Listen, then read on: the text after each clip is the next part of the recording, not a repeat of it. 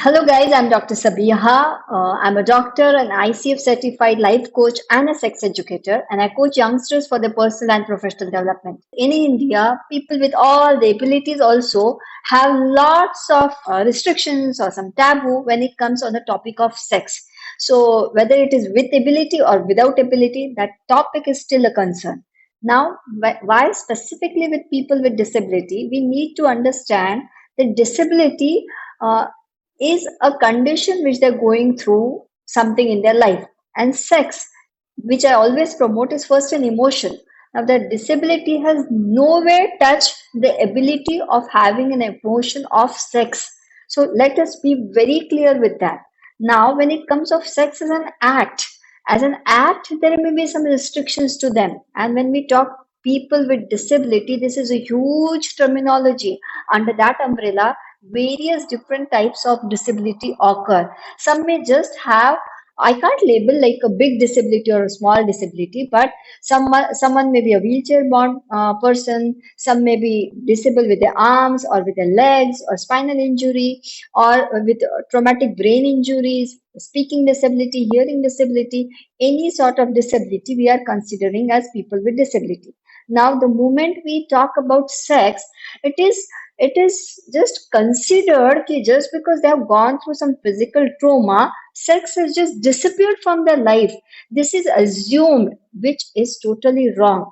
Today, I'm speaking as a doctor or as a on a behalf of a caretaker also, because my brother is recovering from 16 years through a deadly disease called as viral encephalitis, which has totally changed his ability of speaking, writing, expressing, walking. Even the signature took 6 years for verification. So there is a huge amount of disability, but the disability is in his body. Nowhere mentally is he disabled. Nowhere his ability to be sexually attracted to someone is disabled. Nowhere his desire to do sex is disabled. But when we as people look at them, oh my God, you've gone through so much of hell.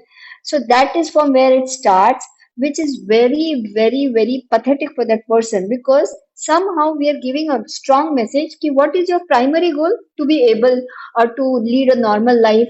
And in all that battle, if that person is concerned about sex or is expressing a desire about sex, only two things are being considered. Either he is overreacting, he is like having excessive desire of sex, or he should be complete not thinking also about sex. This entire video, this entire conversation is to even normalize this feeling of a person with disability wanting to have sex. So we, the people around him or her, should create that space where that person is able to at least express his desire first. Then let's talk about how to do it. But let first create a space where your dear one who has already gone through some huge trauma is having a desire of sex and is wanting to do sex, which should be completely normalized.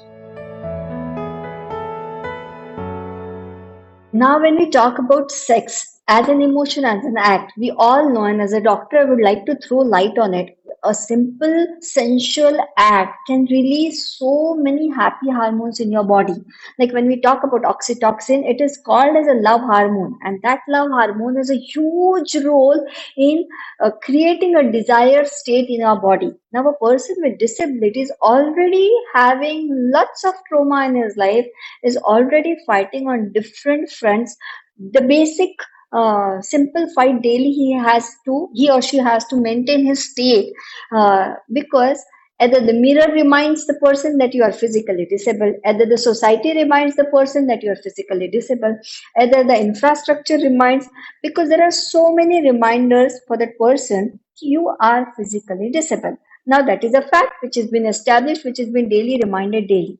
Now, when it comes to sex as an act, sex as an emotion, if a person with disability is having a partner or even is self exploring sex for himself, by himself, trust me, huge amount of chemical changes occur in the body, and the healing process of that person will be 10x time more.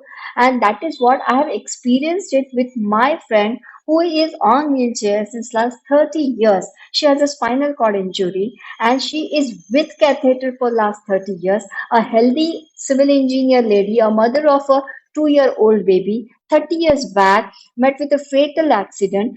The rickshaw did hit the bus, and the she was injured, but the way she was taken to the hospital, in that process she lost the spinal cord was completely injured.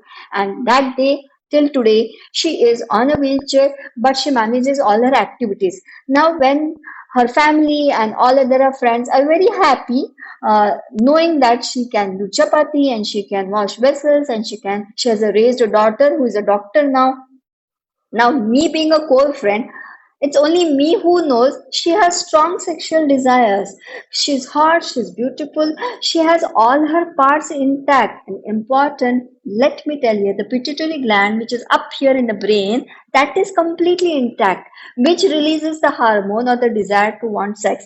And I can very proudly and boldly tell the story without taking names. That lady enjoys sex even with the catheter in the place, and she gets orgasms. She completely glows, and she has bed sore owned since last 30 years. But one amazing sexual act and X amount of oxytocin in her body gives her energy for 10 to 15 days, and at least for that particular moment she totally forgets she's physically a disabled person or a person with disability. And that is the beauty of having sex, whether you are so-called normal person or so-called person with disability.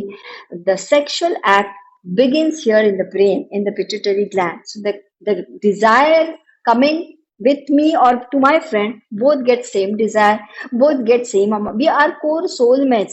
When I get orgasms, I go and share with her, and the way she gets orgasm, she shares it with me, and there's no single difference in it. Her way of doing sex is different because she has to accommodate. She has kept a mirror in front of her bed so that she can see the act. She uses her finger when there's an actual intercourse, when there's a penis having intercourse in the vagina, because she's having a spinal cord injury below thoracic level. She can't understand whether her penis has been inserted or not, but she keeps her fingers over there. So she has adapted, and because the friction is felt on the fingers, she understands, and she has kept a mirror so she can see herself and her partner performing the act. Now she had explored her own ways, and she's having a healthy life, though being having a spinal injury for 30 years. I hope I could make some sense. What I want to make a point is desire is never affected in any of the conditions. To max of the cases, there may be some exceptional cases, but today, seriously, we are not talking about that cases. We are talking about those cases where the desire is intact. It is only the social stigma which is affecting them from expressing it, and that we don't want to do. Now, again, as a doctor or as a caretaker, I will be answering these questions. But to get right answers, it would be always nice to speak out with those people who are actually in the act, and which is very rare to find because we have very few people who are upfront ready to come and express it. But as I said, I'm a caretaker of my brother, I'm caretaker of my friend, or I'm attached to some of the organizations where these discussions happen.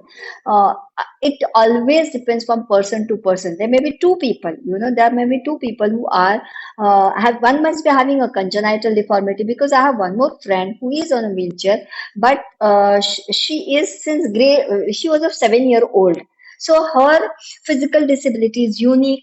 Another friend who is physical disabled from 30 years, her physical disability is different. My own brother, who was a healthy till 26 years of his age, and after that he got viral encephalitis, and he is recovering from that. Now his disability is different. So whether it is person with disability or whether it is like you and me with all our body parts intact, what one has to remember is no two people can have same type of sexual act. And here we are talking about act. Trust me, first step again same here goes is intimacy. And before intimacy, I strongly urge about self exploration.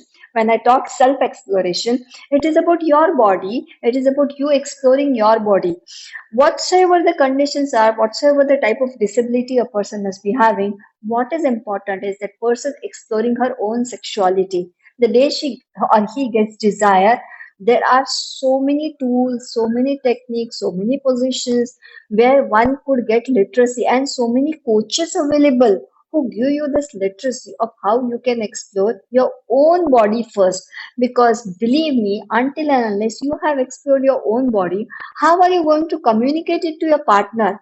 Now, in with person with disability, there are multiple choices. The partner may be also with disability, or the partner may be not without any sort of disability. So you have to upfront know what position suits you, what style suits you, what toys. There are so many toys. What suits you? You explore it, you enjoy it, and then very gracefully you communicate it to a partner. There comes intimacy. That's why I said first step is exploration, second step is intimacy, and third step is the actual act, which is very easy.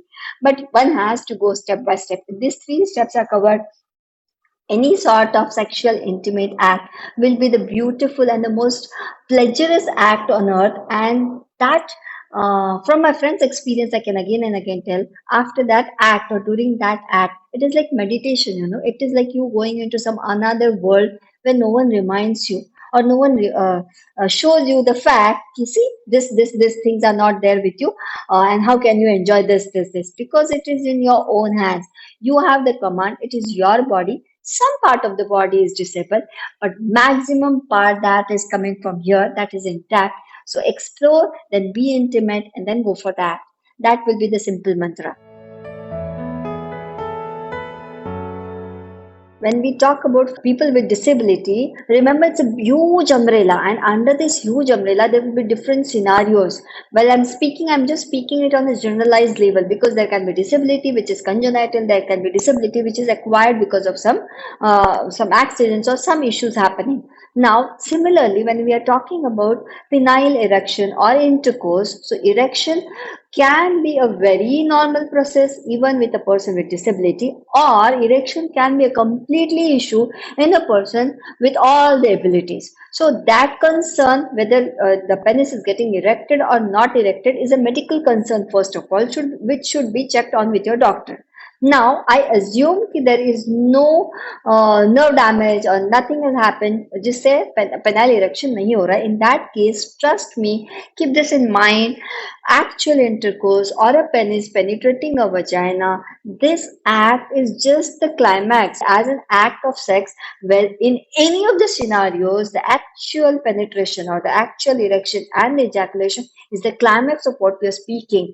And what I'm trying to describe is the emotion which begins way before that. So instead of worrying about the end climax, there's so much to enjoy before that. And jumping directly to the climax, I don't think so. It will be any fun. It will be zero fun. So whether that happens or whether that, if it is happening, I'll say okay, one cherry, one small cherry on the cake, but there is big layer of cake which you can enjoy bit by bit by bit. So need not worry what about the climax, because the journey is not about the climax. The journey is about the journey from start to the end.